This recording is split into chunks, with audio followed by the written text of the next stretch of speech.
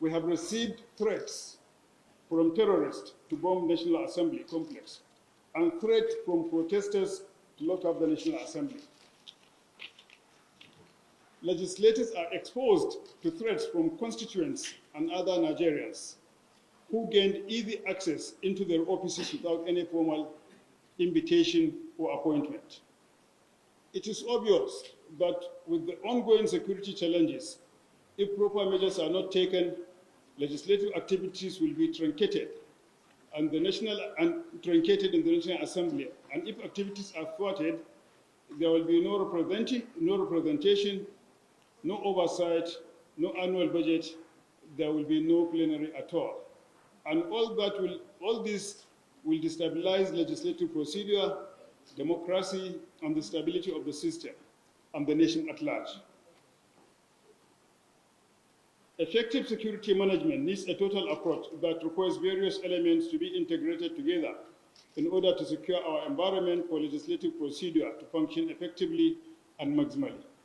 That is why this bill is very important, because it seeks to address all the challenges as aforesaid and adopted world-based practices of parliamentary security procedures and architecture. Hello, my people. You guys heard from the horse's mouth. This is coming from the chairman of the House of Committee on Internal Security, known as Garba Mohammed. This man made this revelation today, being Tuesday, 28th of October 2025, during a public hearing on a bill seeking to establish the Legislative Security Directorate, a new agency that would be responsible for coordinating security operations within the parliament. So these people, the Nigerian legislator, just raised a recent alarm that terrorists are planning to bomb the National Assembly and they're demanding for urgent security reinforcement. This one reached to laugh. Oh. Do you know why I say reached to laugh? Nigerians have been crying for how many years regarding insecurity? Christians have been saying that there is Christian genocide going on in the country as a result of Boko Haram members, ISWAP terrorists, Islamic terrorists abusing, killing innocent Christians, destroying the churches and other things. But the government said that nothing of such in nature happens. It keeps happening. Even in Plateau, people keep doing mass burial. Christians keep doing mass burial. You have to ask yourself a question. Why is it that these terrorists have not gone to Aso Rock or any government facility to bombard them the way they are bombarding innocent people's houses and dividing communities? Because it seems that when this kind of a thing have not gotten to the, to the doorstep of these so-called politicians in the country, they wouldn't know how the citizens are feeling. They wouldn't know what the citizens are feeling. They wouldn't know how painful it is to be experiencing all this kind of excessive bye-bye on daily basis in Nigeria. It is now their turn. They're even lucky that they even got information. What of innocent Nigerians in Kwara State, in Zamfara, in Plateau, in Bono, just name them, Benue, Enugu. These places, Niger State, Nasarawa. These terrorists strike these places without any iota of information, no information. But this one, you guys, we are informed that they are coming and you guys are shouting. Really? So, I don't want to, so life too, they sweet you guys like this. And you think as life, they sweet you. You know they sweet another Nigerian. All of us are in this country for crying out loud. Since you guys claim that you are leaders, you should do, in fact, wake up. Wake up, Nigerian leaders. Be open doing your work. Take your leadership position serious. Know that you are being called to protect lives and properties. You are not only there to lead yourself. You are there to ensure there is security in the country, ensure there is peace in the country in which you vow to be a leader. But no, when it comes to this Nigerian politician, it has become something else. They don't even care if you are dying. The only thing they have is how to borrow excessive money.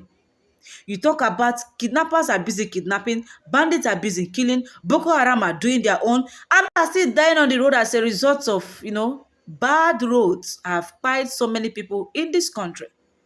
So people in Nigeria are dying in so many ways. It is not only bandits that are busy killing people, bad roads are also killing people in the country. We don't know where to avoid. Are you avoiding bandits Or are you avoiding kidnappers? You enter plane, there is also plane crash. Okay, you enter road, potholes, bad road, erosion here and there. So which way? How can we make this country a better country? Imagine the National Assembly telling us that they have received threats from terrorists to bomb the National Assembly, the complex of National Assembly, and threats from protesters to lock up the National Assembly. The lawmakers say the protesters only really shock me. No, really, you guys are afraid of protesters? Look at what is going on in Cameroon at the moment. Paul Biya was declared the winner of the just concluded 12th of October's general election in Cameroon. Why Chiroma be what they call the opposition party, who knows too well that he is the one that won the election? Then you have to ask yourself this question.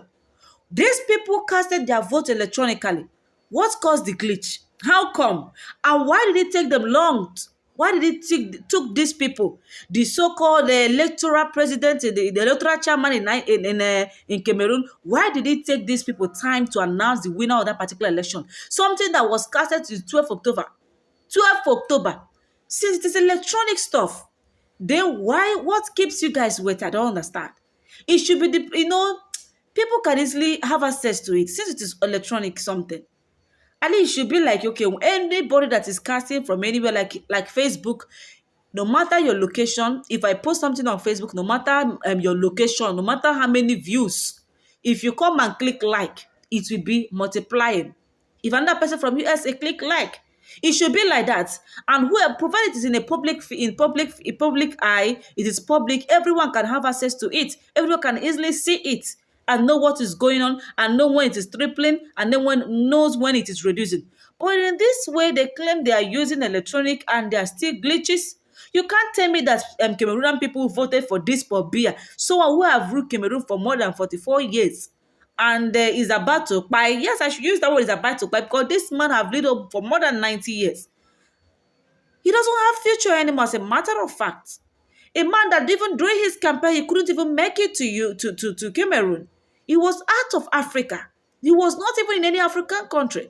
I think it was either in France or in UK during the campaign period. And all of a sudden, we are hearing that this man has been announced the winner of the just completed general election in Cameroon. It is really shocking. So you see the way the Gen Zs in Cameroon have taken it to the street to protest, to show their displeasure regarding the announcement of the so-called concluded election that Paul Biya won again. You have to ask yourself this question.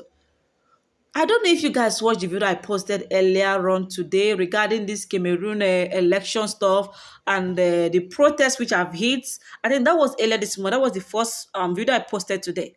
You can see the video of the man that called the election results.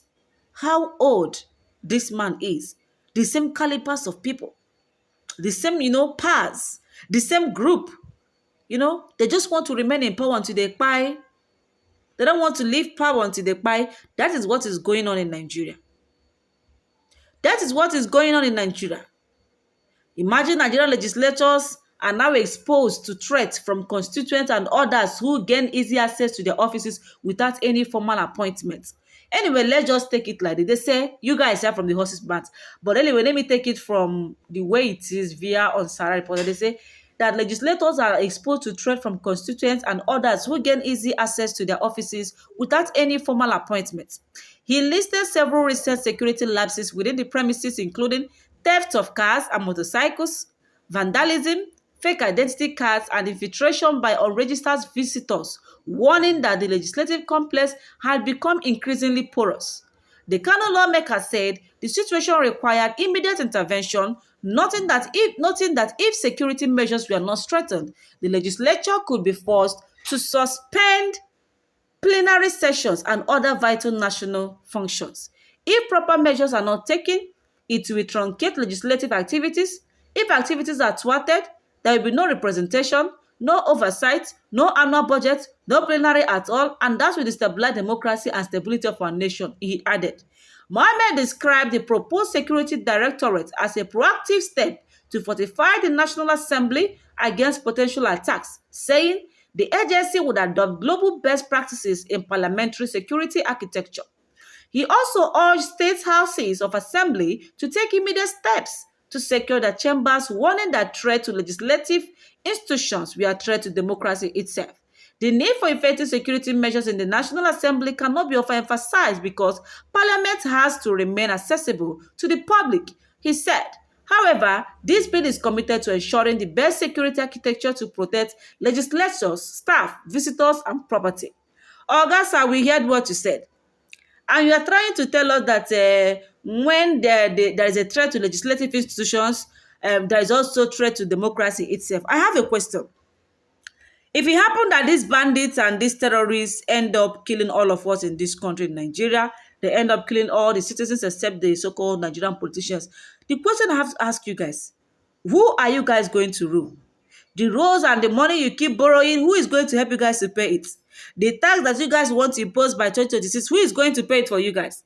I don't know how our so-called leaders reason. I don't get you guys. I don't know how they reason. Imagine what happened in those states. 10 people we are kidnapped. 10 persons, 10 people were kidnapped recently. And the kidnappers abused the money for 20 million naira. Before that girl that was crying for help, I think last 2 weeks, she got released on Tuesday. Last week, Tuesday. Last week, Thursday, if I'm not mistaken.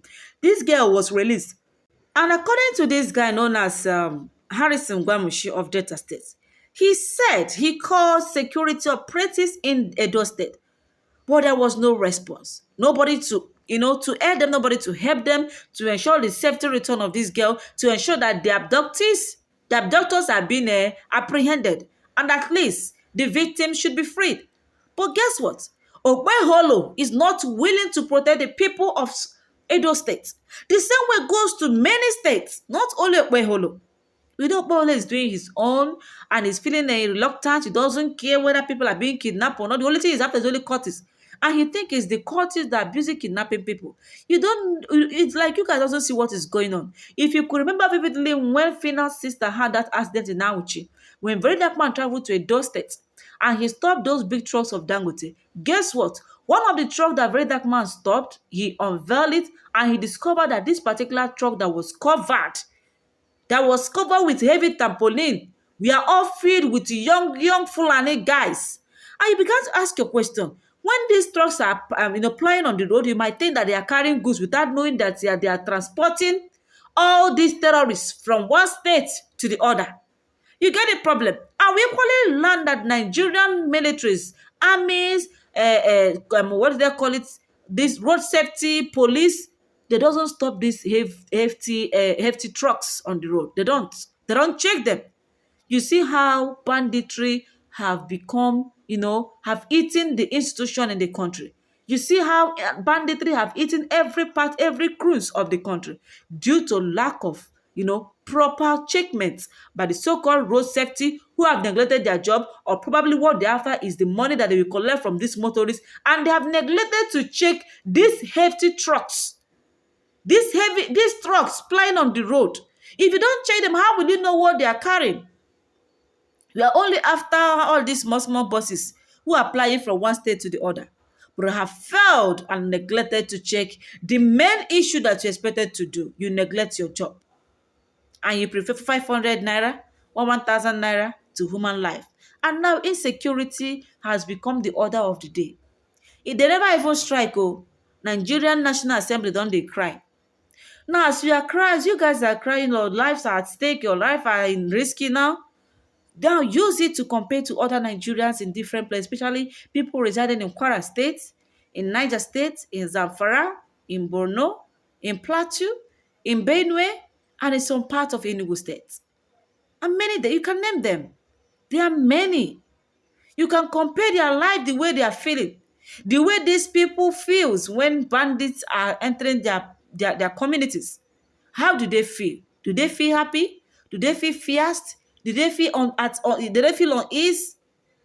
That is to tell you that our National Assembly, the so-called Nigerian legislatures, they have failed. The three chambers, the three legislative arms of government, they have failed. Both the executive, the legislature, all of them, they have all failed woefully. In the sense that people are dying on a daily basis in the country, and they have not looked for a better way to ensure that it is being minimized. Wetin una gat to talk? I say make I alert una wetin dey on ground now.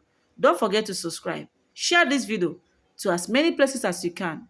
Don't forget to subscribe. Turn on the bell button so that you always get notified whenever I post the latest content. Thanks for watching and stay tuned for more updates.